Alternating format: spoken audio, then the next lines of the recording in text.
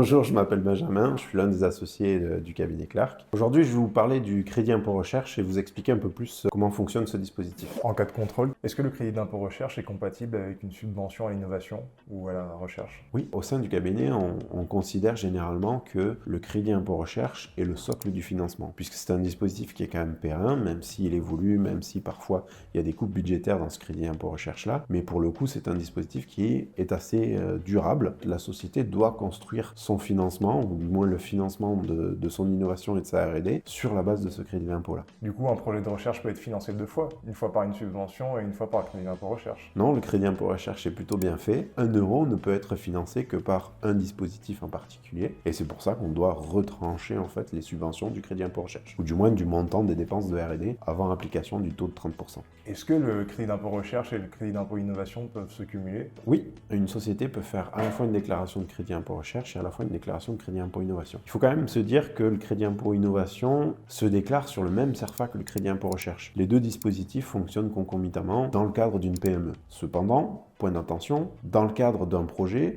il est difficile de valoriser ce projet-là à la fois sur du crédit impôt recherche et à la fois sur des crédits impôt innovation, puisque forcément, il faut pouvoir faire cette frontière entre je réalise des opérations de R&D et je réalise des opérations d'innovation. Donc du coup, lorsqu'on déclare le crédit impôt innovation et le crédit impôt recherche sur un seul et même projet, il faut pouvoir justifier qu'on fait à la fois de la R&D et à la fois de l'innovation, alors que généralement, ce sont deux phases qui sont l'une en aval de l'autre. Est-ce que le crédit d'impôt recherche est compatible avec le statut de jeune entreprise innovante? Dans un cas classique, une entreprise va d'abord demander son statut de jeune entreprise innovante à travers un rescrit, et suite à ça, suite à la validation du rescrit, ça lui ouvre les voies vers justement le crédit impôt recherche. Ainsi, la jeune entreprise innovante fonctionne avec le crédit impôt recherche. Justement, attention, jeune entreprise innovante, ça ne veut pas dire qu'on réalise des travaux d'innovation, ça veut dire qu'on réalise des travaux de R&D. C'est un peu une problématique dans le nom justement de ce dispositif-là. Est-ce que le crédit d'impôt recherche est compatible avec d'autres dispositifs fiscaux comme l'IP Box? Oui, bien évidemment.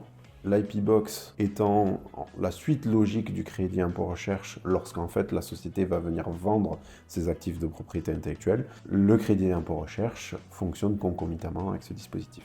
Je vous remercie pour avoir regardé cette vidéo et bien évidemment si vous avez des questions complémentaires, il ne faut pas hésiter à me contacter. Mes coordonnées sont sur le site. Envoyez-moi un mail et je vous répondrai avec plaisir.